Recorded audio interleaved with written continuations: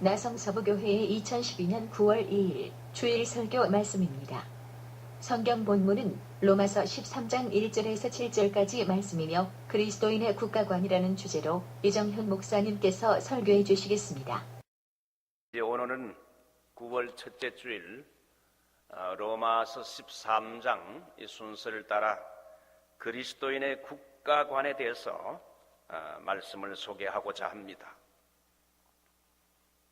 한 술 주정뱅이가 죽었습니다. 이렇게 술 먹고 방탕한 삶을 살았으니 지옥 가겠구나 생각했는데 천사가 나타나서 묻기를 당신 지옥 가고 싶습니까? 천국 가고 싶습니까? 물었습니다.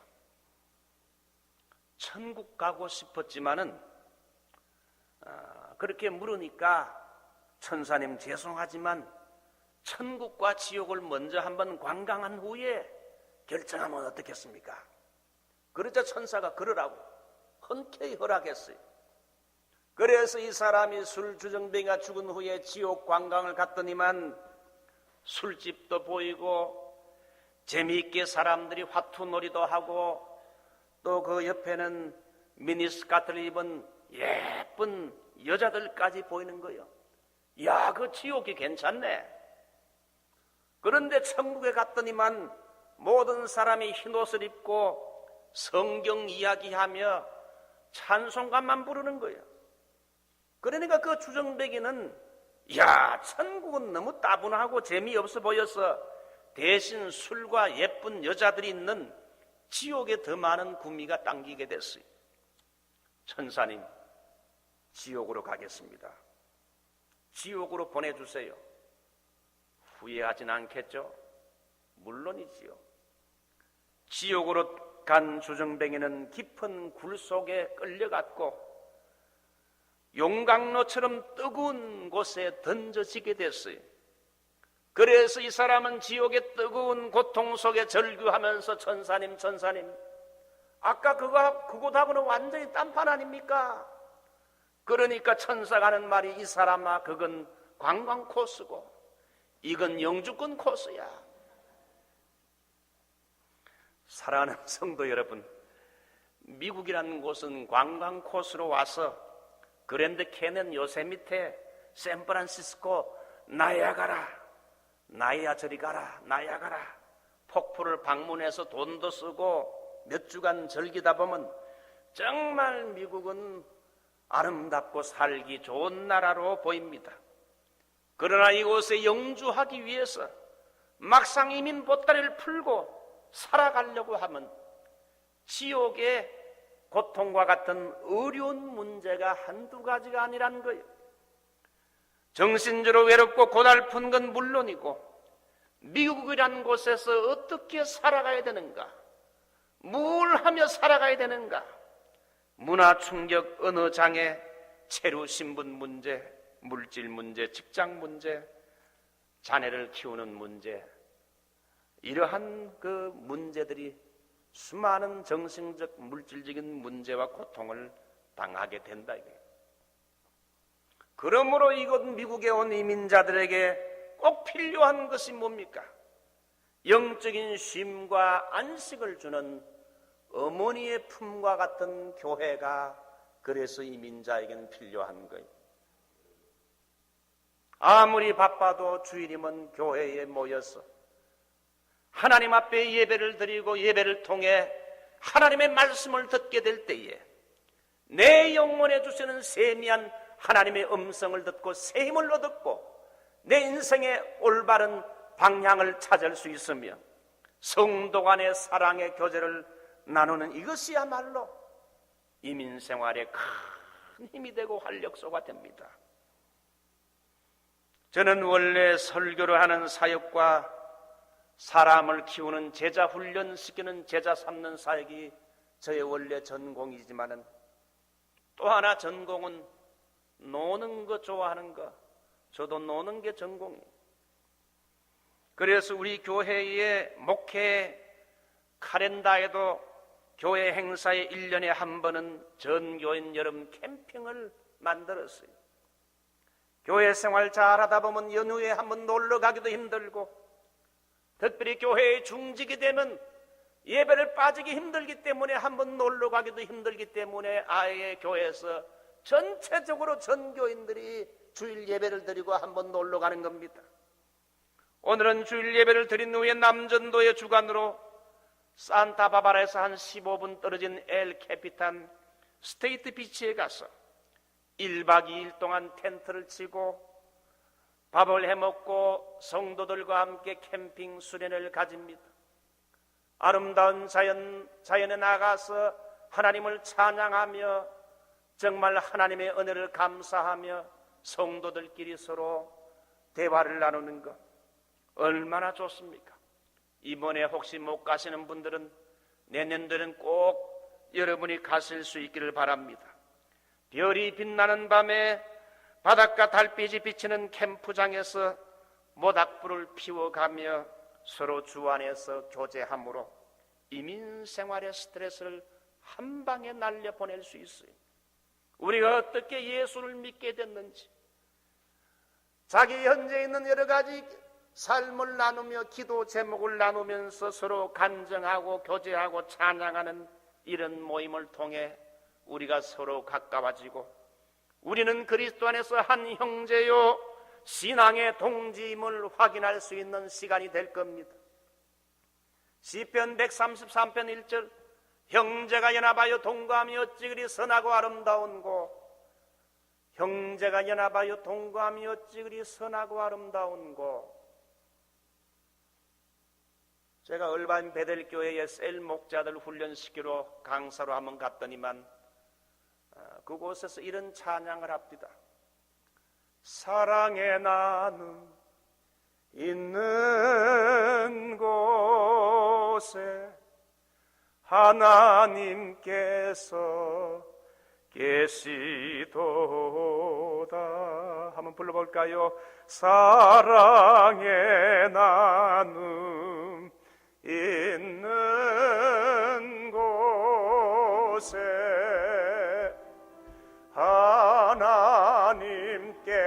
하나님께서 계시도다.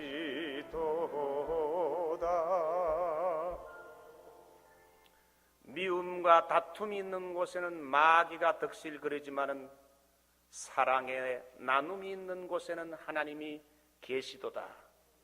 참으로 아멘입니다. 오늘 성경 본문은 기독교인의 국가 간에 대한 특별한 메시지입니다.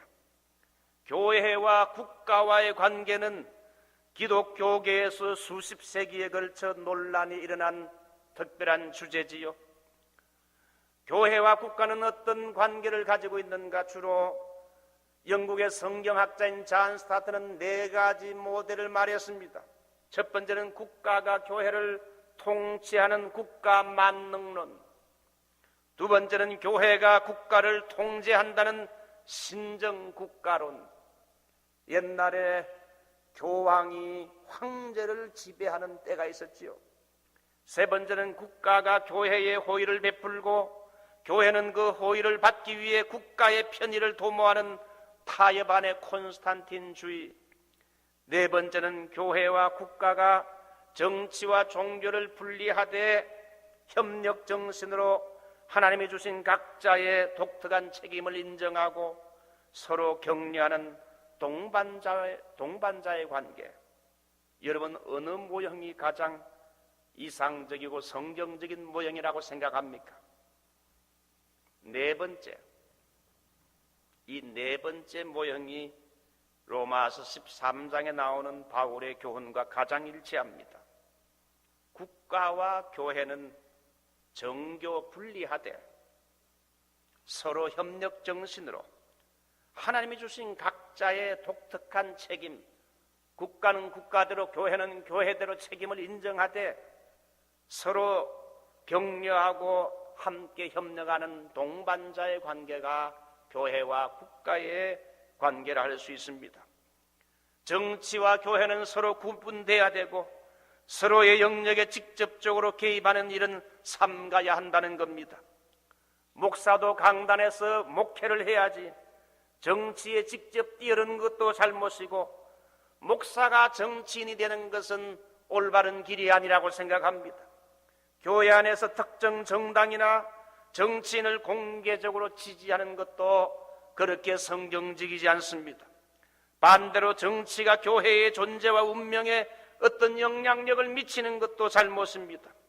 공산주의 국가인 중국에는 두 가지 종류의 교회가 있는데 가정교회가 있고 삼자교회가 있습니다. 삼자교회는 국가가 인정하는 교회, 국가가 허락한 교회, 이것이 중국 삼자교회는 전체 교회의 10% 정도 됩니다. 그 다음에 90% 정도는 국가가 허락하지 않는 이렇게 자기들이 모이는 가정교회, 비밀리에 모이는 이런 지하교회, 그것이 중국의 90%가 있습니다. 중국의 가정교회들은, 지하교회들은 중국의 이 삼자교회의 신학이 하나님보다 공산주의가 먼저 있기 때문에 이 삼자 정책에 따를 수 없다 해서 이 지하교회를 그 지하교회 스타일을 받아들입니다. 공산주의 국가인 중국 삼자교회는 교회의 예산을 국가에다가 보고해야 되고 누가 와서 설교하게 되면 국가에다가 이걸 또 보고해야 돼, 공안에다가. 교회가 로마서나 요한계시록을 설교하지 못하게 합니다. 특별히 여러분 로마서나 요한계시록을 보게 되면 end time, 마지막 때라는 게 나오는데 이 마지막 때의 세상 나라가 바벨론같이 순식간에 망하게 된다는 것, 이런 설교하는 걸 공산주의 국가가 두려워합니다. 중국의 미래는 현재 추세로 나가게 되면 중국은 기독교 국가가 될 수밖에 없는 운명에 처해 있습니다. 하버드 슈나이더라는 사람이 21 Century Foresight, 21세기의 전망이라는 책에서 그렇게 말을 했어요. 중국은 21세기에 기독교 국가가 될 수밖에 없다. 그런데 중국의 공산주의가 어떻게 망하느냐? 이 중국의 지하교회에 의해서 결국은 공산주의가 디클라인되고 망하지 않겠는가? 이렇게 전망을 내다봤습니다. 국가가 교회를 지배하는 것, 그거 옳지 않지요. 또 거꾸로 교회가 국가를 지배하는 것, 이것도 옳지 않아요. 국가와 교회, 정치와 종교는 분리되면서 서로 협력하고 동반자 정신으로 협력해 나아가는 것, 이게 성경에 나오는 이상적인 교회와 국가의 모델이라. 오늘 제일 먼저 생각할 것은 교회는 국가의 권위에 따르고 복종하는 자세가 필요하다는 겁니다. 오늘 로마서 13장 1절, 각 사람은 위에 있는 권세들에게 굴복하라. 권세는 하나님께로 나지 않음이 없나니 모든 권세는 다 하나님이 정하신 바라. 그러므로 권세를 거스리는 자는 하나님의 명을 거스림이니 거스리는 자는 심판을 자취하리라. 오늘 여기 말씀 보면 세 가지를 강조해요. 제일 먼저 권세란 건, 이 세상의 권세란 건 하나님으로부터 나왔다는 거예요. 두 번째, 모든 권세는 또 하나님이 정했다는 거예요. 세 번째, 권세를 거스리는 사람은 하나님의 명을 거스림이라 그랬어요. 오늘 이 로마서를 받게 되는 교인들은 대부분이 유대인들이었습니다. 그들은 로마 정부의 지배 아래 놓여 있었는데 식민지 백성으로 어렵게 살고 있었기 때문에 로마 정부에 대한 반감이 많았습니다. 요즘의 거구파와 같은 열심당원도 있었습니다. 그들은 로마 황제를 자기의 지도자로 퀴리오스로 인정하지 아니했어요. 그들은 우리의 왕은 하나님이시기 때문에 세상 왕은 인정하려 하지 않고 더 나아가서 로마의 세금을 내는 것도 거부했습니다. 세금을 많이 바치는 집을 불사르고 열심당한 대로 로마 정부를 뒤집어 엎겠다는 일념으로 반정부 활동과 폭력을 그 당시에 행사했습니다. 이러한 난감한 처지에 있는 로마의 유대인 그리스도인들에게 바울은 편지를 보내 이 로마 지상국가의 권위에 굴복하라. 그 모든 권위는 하나님께서 정하신 것이니 이 정부에 굴복하라. 이런 국가 간의 메시지를 주었으니 그 당시 유대인들에게는 큰 충격이 될 수가 있는 메시지입니다. 여기 굴복하라는 말은 submission, 복종하라는 말입니다. 그 이유가 뭡니까? 모든 권세는 하나님의 정하신 바라. 여기 정했다는 말은 헬라 원어로 보면 데탕메나이, anointing, 기름을 부었다는 뜻입니다.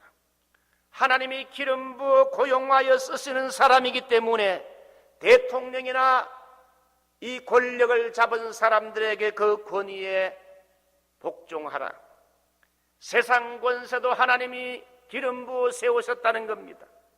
기름 부어 세웠다는 건 교회의 여러분 지도자들만이 아니라 국가의 지도자들도 하나님이 기름 부어 세웠기 때문에 너희들은 그 권위에 굴복하라. 사절을 보면 하나님의 사자라고 말합니다. 세상 통치자의 권력을 존중하지 않고 거역하는 것은 바로 하나님을 거역하는 것과 같다 그랬어요. 오늘날 이 세상은 포스트 모더니즘이라 해서 이 포스트 모더니즘은 크게 두 가지. 제일 먼저는 모든 절대적인 권위에 대하여 탈권위를 말하죠. 권위를 인정하지 않아요. 두 번째는 다원주의예요. 그 한 가지 기독교에만 구원이 있다. 그게 아니라 다양한 구원의 길이 있다. 이게 오늘날 포스트 모더니즘 시대의 특징인데 이 시대에는 절대적인 권위가 땅에 떨어지는 시대지요. 부모의 권위, 학교에서 선생의 권위, 대통령의 권위, 교회 안에서 목회자의 권위가 떨어진 사회입니다. 물론 여기에는 부모가 부모답지 못하고 스승이 스승답지 못하고 어른이 어른답지 못하고 목회자가 목회자답지 못하기 때문에 그렇게 된 이유도 있지요. 요즘 한국은 민주화라는 미명 아래 너무 권위를 경멸하는 풍조가 만연하고 있는 게 아닌가 생각합니다. 나는 꼼수다라는 그 프로에서 김용민이라는 사람이 있었어요. 저는 그 김용민이 아버지를 잘 알아요. 그 아버지 교회 가서 한번 설교도 제가 한 적이 있어요. 훌륭한 통합측의 목회자입니다. 또 그분이 저에게 쓴 책도 하나 주었어. 국가의 권력이나 대통령을 아무것도 아닌 것처럼 조소하고 막말하고 풍자거리로 이용하는 것, 물론 비판받을 만한 것도 있는 줄 압니다. 대통령과 정부와 그리고 교회까지 닥치는 대로 비화하며 막말을 하는 것, 젊은 사람들이 듣기는 시원하고 순간적으로는 좋을지 모르지만은 그렇게 하다 보면 모든 사회 조류가 국가나 사회 조류가 항상 그렇게 하다 보면 반항적으로 되게 돼요. 결국 이 사람이 한때 지지를 얻었지만은 국회의원이 되지 못하고 하차했어. 위에 있는 권위를 전면 부정하고 도전하게 되면 자기가 어떤 권위를 잡게 되면 동일하게 취급을 받게 되는 겁니다. 내가 위에 있는 권위에 순종할 줄 알아야 그 사람이 나중에 지도자가 돼도 그 밑에 있는 사람이 순종하는 법입니다. 완전하지는 않지만은 지상에 있는 권세가 완전하지 않지만은 하나님께로부터 왔음을 인정해야 돼. 근데 이 지상 국가에서 성도들이 국가에 순종하지 못할 예외 사항이 있어요. 그렇다고 무조건 국가의 명에 순종해야 되는가? 칼을 잡고 법을 집행하는 정부가 선이 아닌 악을 집행하는 도구로 변신해서 예를 들게 되면 우상 숭배를 강요한다든지 신앙 양심에 어긋나는 것. 오늘 미국같이 말이죠, 동성애 결혼을 이렇게 말하는 것, 뭐 이런 것들은 여러분 하나님의 뜻에 어긋난 이런 명령을 요구할 때는 우리 그리스도인들은 이걸 거부할 수 있는데, 그게 뭡니까? 시민 불복종 권리라 이렇게 말합니다. 눈앞에 보이는 권세자들에게 복종하는 것이 하나님의 뜻에 만약에 위배될 때, 성경에 위배될 때 그것을 거절할 수 있다는 거지요. 출애굽기를 보면 바로가 히브리 산파들에게 갓난 사내 아이를 죽이라고 명했을 때에 그들은 하나님을 두려워하여 순종하기를 거부했습니다. 산파들은 하나님을 두려워했기 때문에 애굽 왕의 명령을 어기고 남자를 살렸어요. 다니엘서를 보면 느부갓네살 왕은 모든 신하들에게 금신상에 엎드려 절하라라는 우상 숭배의 보고를 내렸을 때 사드락 메삭 아벳느고는 불 속에 들어갈 각오를 하고 이 우상 숭배의 명령을 거부했어. 하나님께 순종하기 위해 왕이 요구하는 우상 숭배 거절한 거지요. 다리오 왕은 30일 동안 아무도 자기 외에 어느 신에게나 사람에게 기도해서는 안 된다는 칙령을 내렸을 때 다니엘은 하나님께 3번 기도하는 거 포기한 게 아니라 순종하기를 거부했어. 일본의 신사 참배를 강요했지만은 주기철 목사와 참된 주의 종들은 거부를 했어요. 근데 이 시민 불복종 권리를 행사하는데 하나의 전제는 폭력을 배제해야 되는 거예요. 불복종하되 폭력을 행사해서는 안 된다는 것이, 무하마드 간디는 기독교인은 아니었지만은 그는 인도 사람으로 산상수훈을 읽으면서 위대한 성경적인 원리, 비폭력 저항 운동을 했다는 거예요. 두 번째 생각은 법을 지키며 정직하게 살아야 된다는 겁니다. 모든 자에게 줄 걸 주되 공세를 받을 자에게 공세를 바치고 국세를 받을 자에게 국세를 바치고 두려워할 자를 두려워하라. 말틴 루터가 재미있는 말을 했지요. 정치는 하나님의 왼손이요 교회는 하나님의 오른손과 같다. 사랑과 은혜를 대표하는 것이 하나님의 오른손이라면 율법, 정치, 형벌 이런 것은 하나님의 왼손이다.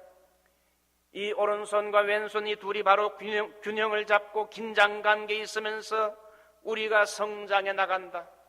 국가를 통해 국민이 보호받고 혼자서 할 수 없는 각종 서비스를 받습니다. 수도와 전기와 하수도, 길, 문화 혜택, 하나님께서 국가에게 국민을 잘 보호하기 위해 선을 권장하고 악을 벌하도록 법으로 대신 국가가 벌을 주고 처벌합니다. 재판관이나 정부가 악을 행하는 자를 처벌할 때 그것은 하나님의 진노를 시행하시는 하나님의 사자로 기능을 다하는 거예요. 그러므로 그리스도인이 할 건 뭡니까? 우리가 이 미국에 와 산다면 이제는 미국의 좋은 시민이 돼서 미국의 법 질서를 양심적으로 잘 지키고 정직하게 살아가는 겁니다. 캘리포니아에서는 낚시하게 되면 광어 낚시가 제일 좋은 건데, 광어를 잡으면 22인치 안 되는 건 그냥 놔줘야 돼. 22인치가 되려면 이만큼 커요. 이렇게 큰 광어 한 요만한 거 잡았는데, 그 미국 사람들은 뭔 말이죠? 조금 작으면 얼마나 참 아쉽습니까? 그냥 놔줘. 우리 한국 사람들 그거 안 놔주려고 그 집어넣으려고 하는데, 참 그거 보면 이 법을 지키는 거 그 미국 사람들이 잘해요. 한국에 가서 택시를 타게 되면 운전사가 빨간불인데도 지나갑니다. 그래서 난 처음에 이 사람은 뭐 잘못 봤는가 했는데 다른 택시도 마찬가지야. 새벽이나 밤에 특별히 사람이 없거나 경찰이 없으면 그냥 지나가요. 이거 보게 되면 아직 한국은 1등 국민 되기는 멀었구나 생각했어요. 미국 살면서 미국 사람들의 법을 잘 지키는 걸 봅니다. 일본 사람들이 지진과 쓰나미로 인해 가지고 생필품을 구호받거나 마켓에서 물건을 살 때도 절대 폭동 한 건 일어나지 않고 사람들이 그 어려운 순간에도 질서정연하게 줄을 서서 기다리는 모습을 보고 전 세계가 감탄했다고 합니다. 법을 잘 지키는 국민이 1등 국민이라. 납세 의무도 잘 이행해야 됩니다. 저도 이 세금 낼 때는 이 뭐 세금이 이렇게 많나? 1년에 7,000불 이상을 세금을 내야 돼. 이거 세금 줄이는 방법이 없나? 여러분, 이 세금 떼어먹지 않고 아깝지만 잘 바치는 것도 성경적이고 애국하는 길이라고 성경이 말하고 있어. 당시의 유대인들은 로마 정부의 세금 바치는 일을 최대의 굴욕과 수치로 생각했으나 예수님은 하나님의 것은 하나님께, 가이사의 것은 가이사에게 바치라고 말씀을 했습니다. 이제 마지막으로 말씀을 맺습니다. 지도자를 위해 기도해야 돼요. 일본의 독도에 대한 억지가 극에 달하고 있는데 현재 일본은 감정적으로 이렇게 대응하고 있는 것처럼 보입니다. 독도 문제나 위안부 문제까지 이제는 전면 부정하려고 그러고 있습니다. 1980년까지 일본은 경제대국으로 상당한 자부심을 가지고 있었고 참으로 부유했습니다. 1990년대에 들어가면서 거품 경제가 깨지면서 일본이 어려움을 겪고 휘청하기 시작하는데 거기에다가 쓰나미와 지진까지 오게 됐어요. 지금은 완전히 회복되지 못하고 일본이 무너지기 시작하고 있다는 겁니다. 경제대국으로 일어섰던 일본이 지금은 왜 이렇게 회복이 어려운가를 잘 살펴보게 되면 그 배경에는 한국과 중국과의 경쟁력에서 일본이 지금 뒤처지고 있다는 이유가 있어요. IT 산업과 자동차는 완전히 일본이 잡았는데 우리 한국의 IT 산업 일본을 제치고 다 독식했지요. 자동차까지 이제 일본 시장을 잠식하려고 하고 있으니 한국의 눈부신 발전에다가 또 중국이 경제 이익이 되고 그러다 보니 일본 굴지의 기업들이 한국의 기업들에게 세계 시장을 잠식당하고 세계 경쟁력에서 우위를 가리기 힘들 만큼 한국의 위상이 높아지게 되자 한국과 일본이 이제 막상막하가 되게 됐다. 그러다 보니 일본이 지금 감정적으로 대응하고 있는 게 아닌가 생각합니다. 어쨌든 한국은 하나님의 복을 받았어. 우리는 나라의 정치 지도자와 교회의 영적인 지도자를 위해 기도해야 돼. 그들이 다 하나님의 뜻대로 나라를 잘 다스리고 하나님의 뜻대로 또 교회를 잘 치리하도록 기도해야 됩니다. 3절로 4절을 보면 하나님의 사자라고 말합니다. 목사만이 하나님의 사자가 아니라 관리와 대통령과 정치 지도자들이 하나님의 사자라고 성경은 표현합니다. 권세를 가진 사람은 세 가지를 잘해야 됩니다. 겸손해야 됩니다. 두 번째, 권세를 공정하게 사용해야 되고 남을 섬기는 데 사용해야 됩니다. 우리는 대통령이나 정치가들을 쉽게 욕하고 험담하기를 잘합니다. 우리는 욕하기에 앞서서 그들의 연약한 면을 위해 기도해 줘야 됩니다. 내가 대통령이 되면 정권을 잡으면 잘할 것처럼 보여도 막상 대통령이 되면 쉽지 않다는 겁니다. 어떤 장로님이 교회의 목사님이 목회하는 걸 보고 조금 더 설교를 멋지게 잘하지 못하나, 좀 더 교회를 부흥시키지 못하나 무능하구만. 그러면서 목사가 하는 게 하도 답답하게 보여가지고 결국은 이 사람 자기가 신학을 하고 목사가 됐습니다. 자기가 직접 목회를 해보았습니다. 6개월에서 한 1년쯤 해보았더니만 이 목회가 보기보다 쉽지 않아요. 1년쯤 목회해보니 완전히 손들어서 곁에서 보는 것과 자기가 직접 해보는 것이 큰 차이가 있구나. 설교를 한 1년쯤 해보니 한두 달은 설교를 잘할 수 있었는데 1년쯤 계속 설교를 해보니 설교라는 것이 이렇게 어렵고 피를 말리는 준비를 해야 되고 낙타가 바늘기로 들어가는 것처럼 교회가 목회가 그렇게 어렵다는 것을 실감하게 됐어요. 여러분, 사람은 자기가 한번 경험해봐야 여러분 남을 이해하게 돼요. 남이 하는 것은 쉽다고 생각을 하지만은 실제로 자기가 해보면 어렵다는 거예요. 정치도 마찬가지 아닙니까? 그러므로 국민들은 정치 지도자가 된 사람들이 올바로 서도록 기도해 줘야 돼요. 교인들은 목사가 목회를 바로 하도록 바른 방향으로 교회를 이끌고 나가도록 기도해 줘야 된다 이게. 한국과 미국은 차기 대통령 선거가 눈앞에 다가왔는데 한국의 리서치에서 패널 1450명을 조사해보니 국민이 가장 바라는 한국의 차기 대통령은 어떤 사람이 되어야 할 것인가? 세 가지. 제일 먼저는 소통을 잘하는 사람, 다른 사람과 소통을 잘하는 정치하는 사람, 두 번째는 국정 운영 능력이 있는 사람, 세 번째는 사리 사욕이 없는 깨끗한 대통령. 소통을 잘하는 사람으로는 그 누굽니까? 안철수입니까?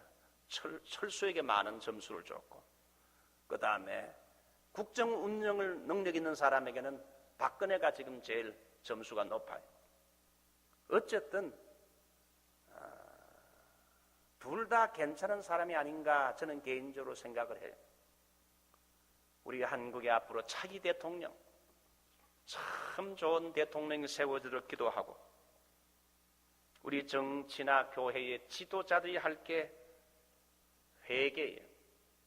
내 자신의 실상을 발견하고 자기 자신을 철저히 반성하며 회개하는 것. 또 백성들이 해야 할 게 뭡니까? 기름 부어 세운 정치, 종교 지도자들의 영적인 권위를 존경하고 조용히 순종하려는 자세. 지도자는 자기 자신을 반성하고 회개하고, 그리고 백성들은 순종하려는 자세, 회개와 순종. 이 두 가지가 있을 때에 진정한 교회의 부흥과 국가의 발전이 있을 줄 믿습니다. 우리 다 같이 말씀을 생각하면서 한번 동성으로 기도합시다.